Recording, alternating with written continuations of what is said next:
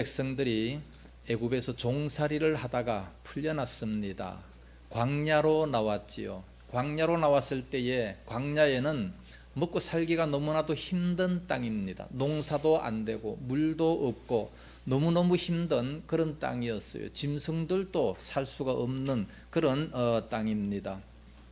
어떻게 먹고 살 것인가? 방법이 없습니다. 방법이 있을 수가 없어요. 오직 하나님만 바라보게 되는 거지요. 그러니까 하나님께서 그들에게 40년 동안 먹을 것을 주셨는데 하늘에서 만나를 내려주셨잖아요. 하늘에서 내려서 날마다 먹을 수 있도록 그렇게 만들어 주신 것입니다. 그래서 그들은 풍족히 먹고 살 수가 있었습니다. 얼마나 감사합니까? 그런데 그렇게 내려주신 것을 이스라엘 백성들은 모세가 내려준 줄로 생각을 하고 있었습니다. 그래서 오늘 본문에도 보니까 32절에 예수께서 이르시되 내가 진실로 진실로 너희에게 이르노니, 진실로가 두 번 들어간 것은 정말 중요한 말씀입니다. 모세가 너희에게 하늘로부터 떡을 준 것이 아니라 내 아버지께서 너희에게 하늘로부터 참 떡을 주시나니 하나님의 떡은 하늘에서 내려 세상에 생명을 주는 것이니라 그랬습니다. 그러니까 이 말씀의 중심이 뭡니까? 모세가 준 것이 아니라 하나님께서 주셨는데 그것은 참 떡이다, 진실한 그런 떡이라는 말씀이에요. 그런데 이스라엘 백성들은 이 만나를 먹으면서도 그저 먹을 것 이상의 의미가 없었어요. 그래서 먹고 배부른 것, 그거밖에 다른 의미가 없었다는 겁니다. 만나가 먹을 것 이상의 의미를 지니지 못하게 될 때 문제가 뭡니까? 불평입니다. 불평. 여러분들 우리들의 자녀들도 한번 보세요. 그냥 먹을 거 입을 거 풍족하게 주면 조금 힘들 때 바로 불평합니다. 그러나 힘들고 어려운 사람들은요, 모든 일에 감사할 수가 있습니다.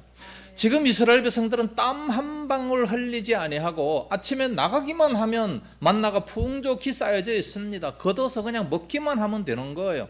얼마나 감사합니까? 그런데 이들은 감사하지 아니하고 오히려 불평합니다. 희한한 일이에요. 왜 그렇습니까? 참으로 고생해서 먹게 된다면 그래도 힘드니까 불평할 수 있겠다라고 생각하겠는데, 그게 아니라 그냥 밖에 나가기만 하면 그냥 만나가 수북이 쌓여 있어요. 왜 맨날 똑같은 메뉴만 주냐? 불평하니까 또 메추라기, 고기까지 또 주셨습니다. 하나님은 정말로 좋으신 하나님이셔요. 뭐든지 구하면 하나님은 다 허락해 주시는 겁니다.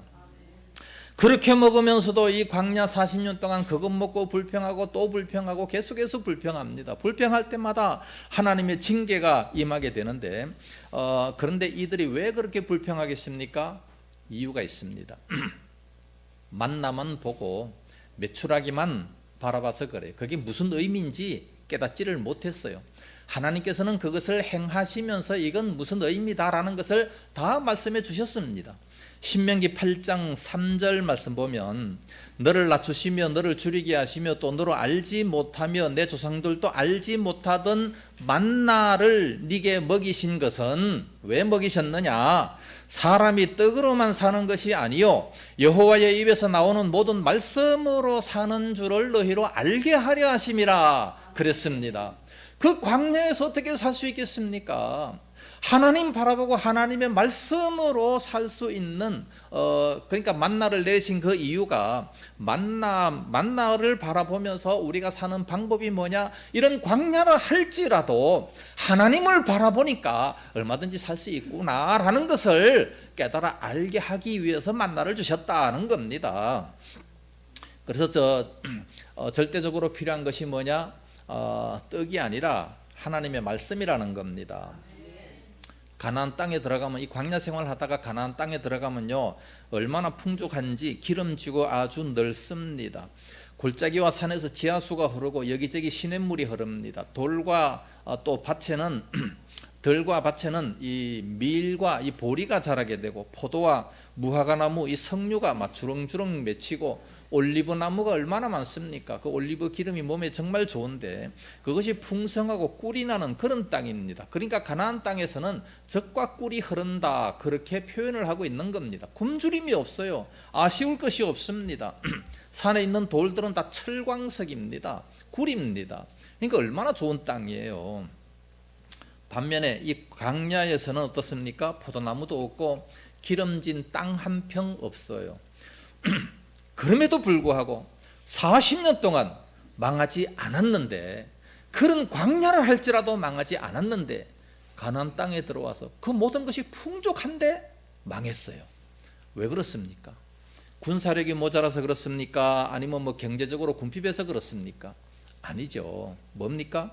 그들의 진정한 양식인 하나님의 말씀을 따르지 않았기 때문에, 그래서 망했다는 거예요. 광야를 할지라도 하나님을 경외하면 얼마든지 살아갈 수 있는데 그렇지 못했다는 겁니다. 그래서 이 만나의 의미가 뭐냐? 아무것도 나지 않는 땅, 사람들도 다 죽어나가는 그런 광야라 할지라도 하나님만 계시면 살 수 있다는 그런 위대한 진리입니다. 이것을 깨달아 알게 하기 위해서 만나를 주셨다는 말씀이죠. 구약 시대부터 다 그렇게 말씀을 하셨습니다. 근데 요한복음 6장에 와서 이제 예수님께서 오병이어의 기적을 행하십니다. 요한복음 6장에 보면 오병이어의 기적, 그 빈들에서 떡 5개와 물고기 2마리로 5,000명을 먹이십니다. 그러면서도 12광주리가 남았어요. 대단한 기적을 행하지 않았습니까? 사실 이들은 그때 대단히 배가 고팠습니다. 또 먹을 것이 없어서 넉넉한 삶을 살아가지 못했습니다. 그런데 이제 그 모든 먹을 것을 다 해결해 주시는 능력의 지도자 예수님을 만나게 됐던 겁니다. 그래서 그들은 예수님을 임금 삼으려고 했다 그랬습니다. 당연한 결과죠. 먹고 살기 힘든데 예수님만 임금이 되면 먹고 사는 것은 문제 없겠다, 그렇게 생각을 한 겁니다.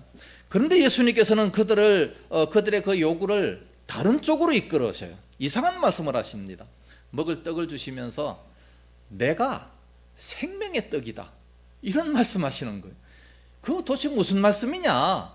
몰라가지고 이들은 나중에 보면 다 예수님을 떠나가는 그런 모습을 보게 되는 겁니다. 내가 생명의 떡인데 이 떡을 먹는 자는 줄이지도 않겠다, 목마르지도 않겠다, 그렇게 말씀했습니다. 그러니까 백성들이 얘기합니다. 그런 것이 있습니까? 그렇다면 그런 떡을 항상 우리에게 주세요. 그러니까 34절에 그들이 이르되 이 떡을 항상 우리에게 주소서. 그러자 예수님께서 뭐라고 말씀하셨습니까? 35절에 예수께서 이르시되 나는 생명의 떡이니 내게 오는 자는 결코 줄이지 아니할 터이요 나를 믿는 자는 영원히 목마르지 아니하리라 그랬습니다. 이 말씀은요, 요한복음 4장에서 사마리아 여자에게도 똑같이 말씀하셨습니다. 물을 길러 올 때에 나를 믿으면 속에서 솟아나는 생수가 흘러 넘친다. 그러니까 나를 믿으면 그렇게 된다. 사마리아 여자도 그래서 예수님을 믿고 막 너무 기뻐서 막 솟아나는 생수를 맛보지 않았습니까? 오늘 본문의 말씀을 통해서 이 사람들의 관심사를 한번 살펴보고, 두 번째로 예수님의 관심사를 살펴보고, 세 번째로 영생 얻는 방법을 살펴보겠습니다. 첫째는 사람들의 관심사입니다. 그게 뭡니까? 썩는 양식이에요. 썩는 양식. 예수님께서 오병이의 기적을 행하시고 나니까 14절에 이분은 참으로 세상에 오실 그 선지자다. 그러니까 이 선지자라는 표현은 바로 구약시대 때 예언했던 메시아다라는 그런 뜻입니다. 그러니까 이렇게 기적을 일으킬 때에 특히 정치적인 그런 메시아로 오해를 하고 왕으로 섬기기를 원했던 겁니다. 그러나 15절을 보니까 예수님께서는 그들을 떠나 산으로 가셨다 말씀하고 있습니다.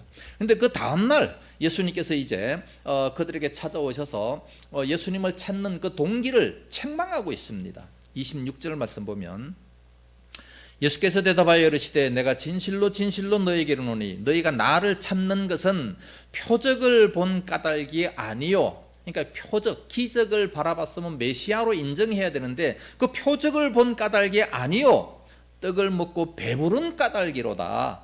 썩을 양식을 위하여 일하지 말고 영생하도록 있는 양식을 위하여 하라. 그러면서 이 자신을 찾는 그 백성들의 잘못된 동기, 그것을 책망을 하게 되는 겁니다.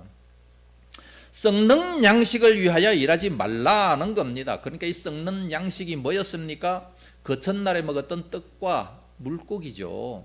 떡과 물고기 이걸 또 달라, 또 그런 기적을 일으켜 달라, 그런 거 아니겠습니까?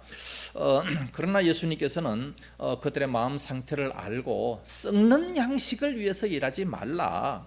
썩는 양식, 그러니까 뭐 세상에 있는 뭐 기적이라든지 물질의 풍요라든지 이런 것을 위해서 일하지 말라 말씀하고 있습니다. 그러나 그 백성들은 예수님을 따르는 그 목적이 뭐였습니까? 오직 기적을 행해서 자기들로 하여금 굶어 죽지 않게 하는 것, 이것이 바로 그들의 목적이었습니다. 그러나 그런 것들은 전부 다 썩을 양식이라고 말씀하고 있습니다. 예수님께서 그들에게 주신 그 모든 음식도 기적적인 방법으로 먹이셨지만 그러나 영속성이 없습니다. 어저께 그런 기적을 행해서 배부르게 먹었지만 내일이면 또 배가 고프다는 거지요. 그러니까 영속성이 없는 거예요. 그런데 오늘날 많은 사람들 똑같습니다. 오직 이 세상에서에만 잘 살기를 바라는 그런 모습입니다. 이 떡과 물고기에만 관심을 가지고 있지 예수님과는 아무런 상관이 없는 그런 모습들을 많이 보게 됩니다. 그래서 교회 나오는 목적도 뭡니까? 오직 자신의 필요만 채우기 위해서 교회 나오는 그런 모습들이 많습니다. 예수님을 믿음으로 말미암아 여러 가지 받을 복은 생각하는데 그 복의 원천이 되시는 그 예수님을 섬기기는 원치 않는다는 거죠. 사람들이 그 복의 원천, 모든 비밀, 모든 보화가 되시는 그 주님을 우리가 먼저 깨달아 알아야 되는데 그렇지를 못하고 오직 그냥 당장 눈에 보이는 떡과 물고기 그것만 생각하게 되는 겁니다. 뿐만 아니라 또 어떤 사람들은 교회 나가니까 뭐 종교적으로 그냥 또 좋은 말씀도 하고 도덕적이고 뭐 이런 교훈을 얻기를 원해서 나오는 사람들도 많습니다. 그러나 기독교를 그 도덕 그 이상으로 생각하지 못하기 때문에 그래서 그런 생각을 하게 되는 겁니다. 또한 어떤 사람들은 교회에 나오는 것이 오직 육체적인 이익의 수단만 생각하지만 육체적인 이익이 아니라 교회는 영적인 큰 유익을 주는 곳입니다. 영적인 유익에 우리는 더 관심을 가질 수 있어야 됩니다. 영적으로 바로 되지 못하고 육체적으로 모든 것이 다 해결됐다고 하더라도 그 사람에게는 믿음이 안 생겨요. 그러니까 더 중요한 것이 뭐냐? 믿음이 먼저입니다.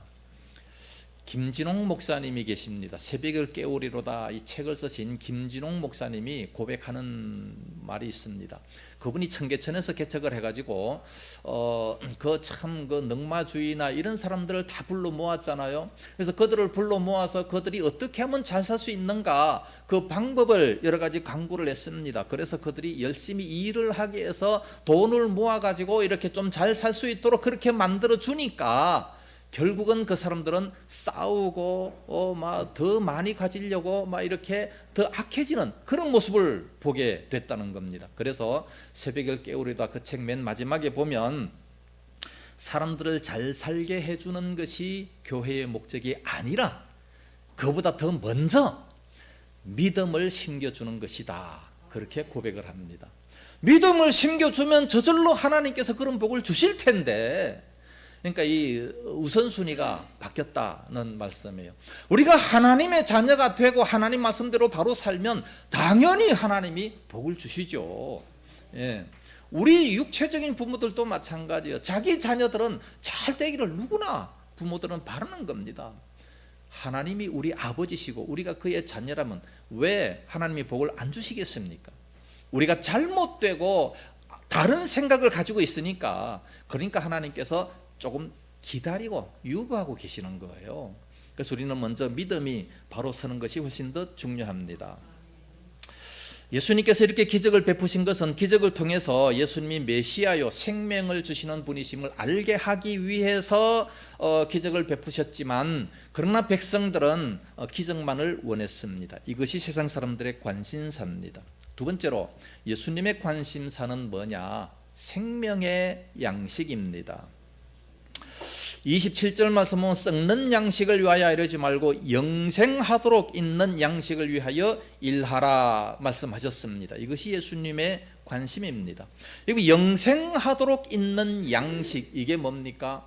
영생, 영원히 있는 양식을 위해서 일을 해라. 그게 뭐냐? 하나님의 일입니다.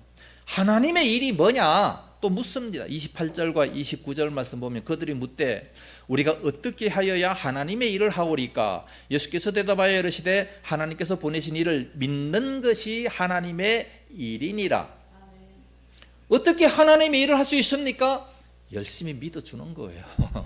열심히 믿어주기만 하면 이게 하나님의 일입니다. 그러니까 오늘 본문에서 말씀하는 건 영생에 이르게 하는 양식과 하나님의 일과 또 하나님을 믿는 것 똑같은 말이에요. 전부 다 영생에 이르게 하는 양식, 하나님의 일, 또 하나님께서 보내신 자를 믿는 것 똑같은 말이라는 거죠. 이게 믿는 게 뭐냐? 하나님의 일이고 하나님의 일이 뭐냐? 영생입니다. 그러나 이러한 가르침을 이해하지 못한 이 무리들은 우리가 보고 당신을 믿을 수 있도록 행하시는 그 표적이 뭡니까? 30절에 묻습니다.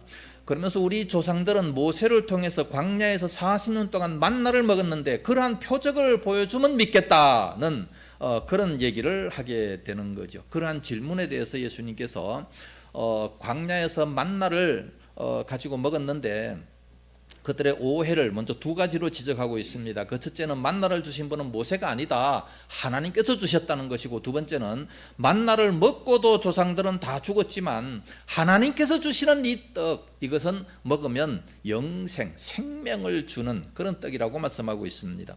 이것을 더 자세하게 49절과 50절에서 또 58절에서 말씀하고 있습니다. 반복해서 그들의 오해를 이제 구체적으로 이렇게 풀어서 말씀해 주시는데 49절에 너희 조상들은 광야에서 만나를 먹었어도 죽었거니와 이는 하늘에서 내려오는 떡이니 사람으로 하여금 먹고 죽지 아니하게 하려는 것이니라. 58절 이것은 하늘에서 내려온 떡이니 조상들이 먹고도 죽은 그것과 같이 아니하여 이 떡을 먹는 자는 영원히 살리라 그랬습니다. 그러면 이 떡이 뭡니까? 이 떡을 먹어야 영원히 사는데 이 떡이 뭐냐? 그게 바로 35절 말씀이에요. 예수께서 가라사대 내가 곧 생명의 떡이니 내게 오는 자는 결코 줄이지 아니할 터이요 나를 믿는 자는 영원히 목마르지 아니하리라 그랬습니다. 그러니까 예수님 그 자신이 바로 영원히 죽지 아니하는 생명의 떡이다라는 것을 말씀하고 있습니다. 생명의 떡이라고 하는 것을 우리 문화권으로 말한다면 생명의 밥입니다. 생명의 밥. 어떤 성경에 보면 또 빵이라고 번역된 데도 있어요. 유럽에서는 다 빵이 주식이지 않습니까? 그러니까 그쪽에는 빵으로 번역이 됐습니다. 우리 대한민국에서 번역했던 밥으로 번역해야 딱 맞을 텐데 생명의 밥. 우리가 밥을 먹어야 그래야 살 수 있잖아요. 육체적인 생명은 밥을 먹어야 살 수 있는 것처럼 영원한 생명은 예수님을 먹어야 된다는 겁니다. 그래서 이 사람들은 다 오해를 하면 아니 어떻게 자기 살을 먹으란 말이냐, 어떻게 자기 피를 마시란 말이냐, 막 다 오해하면서 수군거리면서 난리가 납니다. 예수님을 어떻게 먹습니까? 그건 바로 예수님께서 십자가에서 행하신 그 모든 사실을 믿는 것이라는 겁니다. 내 살을, 예수님께서 십자가 지시기 전날 밤에 내 살을 먹고 떡을 떼어주시면서 내 살을 먹고 또 포도주를 부어 이렇게 주시면서 내 피를 마셔야 그래야 영원히 사는 영생의 떡이 되고 또 그들의 모든 죄를 다 사함 받는다고 말씀하고 있습니다. 그랬더니 어찌 예수님께서 자기의 살을 주어서 먹게 하겠느냐, 다 오해를 하고 있습니다. 그러나 그것은 바로 십자가의 그 모든 사건을 우리가 믿는다는 사실이고, 그리고 예수님은 헬라 원어로 뭡니까? 로고스가 바로 예수님이다 그렇게 말씀합니다. 요한복음 1장 1절에 3절 말씀까지 보면 예수님이 바로 말씀이라는 것을 말씀하고 있습니다. 그러니까 말씀을 우리가 먹는 것, 이것이 바로 예수님을 먹는 것과 마찬가지고 그 사실을 다 믿는 것, 이것을 바로 예수님을 먹는 것이다 그렇게 우리는 이해를 하게 되는 겁니다. 그래서 우리가 생명을 얻게 되는 문제가 소유의 많고 적음에 있는 것이 아니하고 생명의 밥이신 예수님을 먹어야 된다는 겁니다. 밥을 먹지 아니하면 뭐 부자든 가난한 자든 뭐 권세가 있는 자든 없는 자든 뭐 선한 사람이든 악한 자든 밥을 안 먹으면 다 죽듯이 예수님을 먹지 아니하면, 예수님을 믿지 아니하면 그 누구든지 다 죽는다는 겁니다. 지옥 간다는 그런 말씀 아니겠습니까? 그래서 우리는 스스로 또 그렇게 얘기할 수 있어요. 나는 뭐 세상에서 돈을 잘 버니까 내 집도 있고 뭐 직장도 있고 뭐 걱정할 것이 하나도 없다, 그렇게 얘기하는 사람들이 있습니다. 그래서 교회를 안 나오고 예수를 안 믿는 사람들이 많죠. 그런 사람들은요, 누가복음 12장 16절에서 21절까지의 말씀을 봐야 됩니다. 어떤 사람이 이제 농사를 지어 소출이 풍성하게 됐습니다. 너무 풍성하니까 그것을 이제 창고를 더 크게 짓고 거기다 가득 넣어놓고 3년 먹을 것이 있으니까 내 영혼아 먹고 마시고 쉬고 놀자 그랬습니다. 하나님께서 보시고 뭐라고 말씀하십니까? 어리석은 부자야, 그 오늘 밤에 네 영혼을 불러가면 그게 다 누구께 되겠느냐 말씀하고 있습니다. 오늘 밤에 그 영혼을 불러간다면, 대부분 부자들은 그걸 몰라요. 그래서 잔뜩 벌어놓고 다 그냥 그대로 놔두고 죽잖아요. 쓰지도 못하고. 그럼 그게 누구께 되겠습니까? 자식들이 서로 가지려고 그냥 재판하고 싸우고 또 난리를 치고 자식들과의 사이를 갈라놓는 게 다 누구 책임이냐? 부모 책임이에요. 부모의 그 물질, 부모의 돈입니다. 부모가 살아있을 때 제발 다 쓰고 가십시오. 예? 다 쓰고 가세요. 왜 남겨두고 자식들과 불화하게 만듭니까? 부모 책임이에요. 예? 미리 다 나눠주든지 아니면 기부를 하든지 국가에다 기부를 하든지 그래야지. 다 놔두고 가면 다 부모 책임입니다. 그래서 예수님께서 생명의 떡을 그 먹는 일에 대해서 요한복음 6장 그 54절 55절에서 또 이렇게 말씀하십니다. 내 살을 먹고 내 피를 마시는 자는 영생을 가졌고 마지막 날에 내가 그를 다시 살리리니 내 살은 참된 양식이요 내 피는 참된 음료로다. 영원히 살 수 있는 것이기 때문에 참된 양식이 될 수밖에 없는 것이죠. 그래서 사람이 떡으로만 사는 것이 아니라 여호와의 입으로 나오는 모든 말씀으로 살 것이다, 그렇게 말씀을 하셨습니다. 이 말씀이 무엇이냐 하면 우리가 신앙생활을 오래 하신 분들은 다 알 수 있겠죠. 성찬식입니다. 성찬식. 우리들의 죄를 대속하기 위해서 예수님께서 십자가에서 살을 뜯기셨습니다. 그 전날 밤에 미리 말씀하시죠. 내 떡을 떼면서 이건 내 살이다. 또 피를 흘릴 것을 미리 예표해서 포도주로 주면서 이건 내 피다. 미리 다 말씀을 하셨습니다. 다 그렇게 이미 그렇게 말씀을 다 해주셨습니다. 그래서 오늘날 우리들은 성찬식을 하면서 그것을 기념하는 겁니다. 예수님께서 십자가에 죽으시고 고통당하신 것을 기념하고 상징적으로 그것을 다시 한번 생각해 보는 거예요. 그런데 천주교에서는 그렇지 않습니다. 천주교에서는 화채설을 믿어요. 화채설. 화채설이 뭐냐? 신부가 이제 떡을 갖다 놓고 포도주를 갖다 놓고 기도합니다. 기도하면 이 떡이 진짜 예수님의 살로 변한다. 포도주를 갖다 놓고 기도하면 그게 진짜 예수님의 피로 변한다는 거예요. 그래서 그 예수님의 진짜 살을 먹고 진짜 피를 먹어야 구원이 있고 영생이 있다.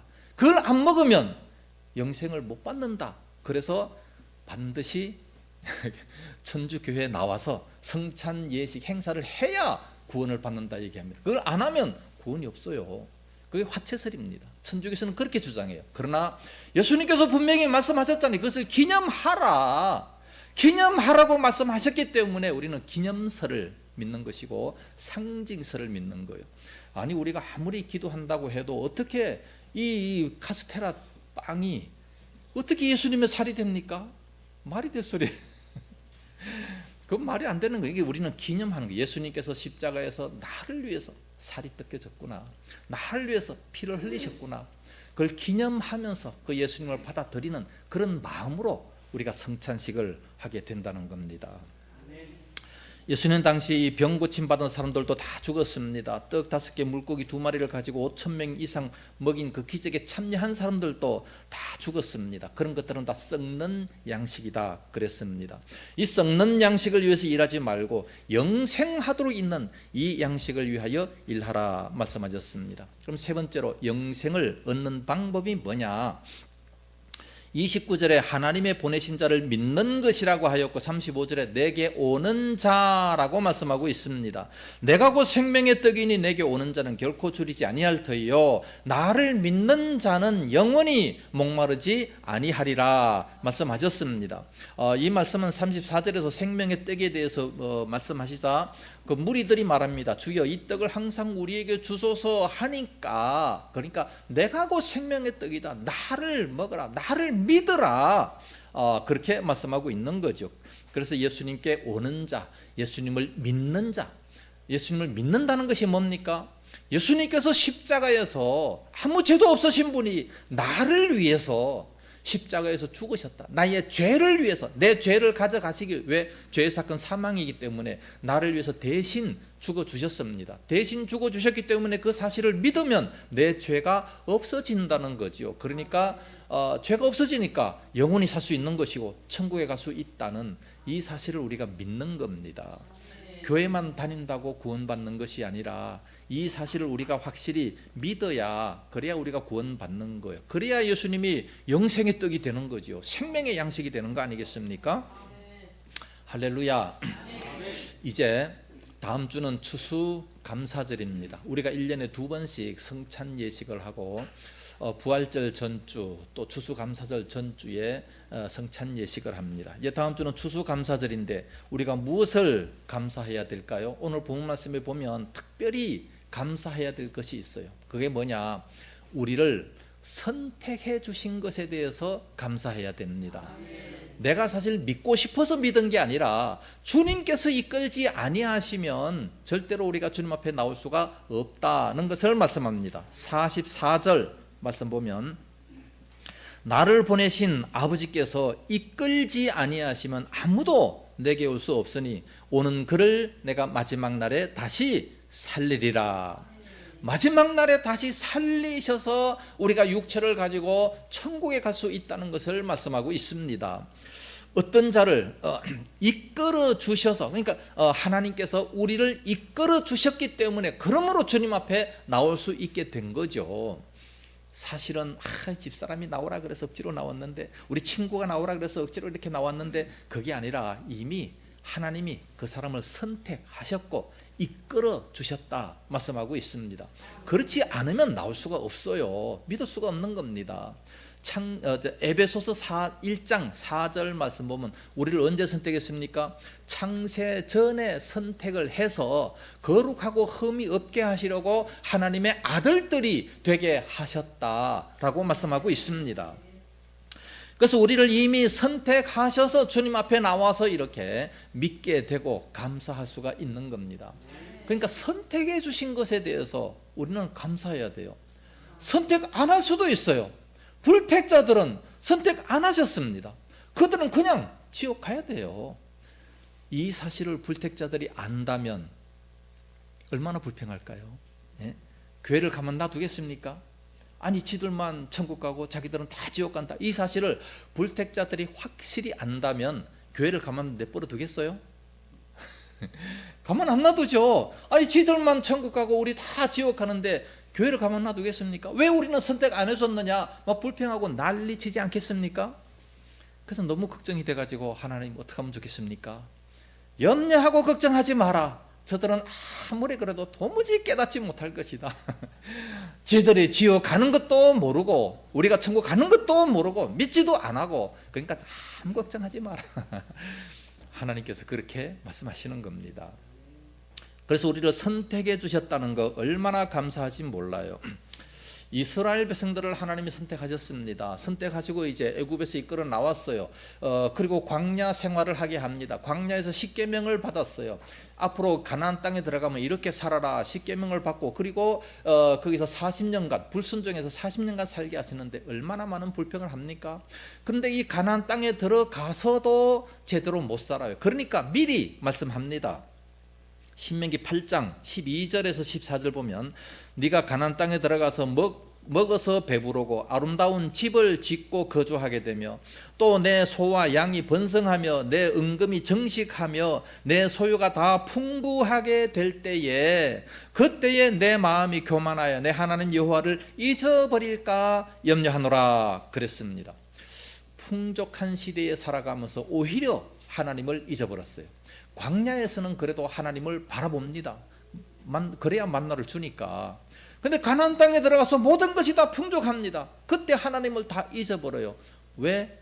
풍족하니까 잊어버려요.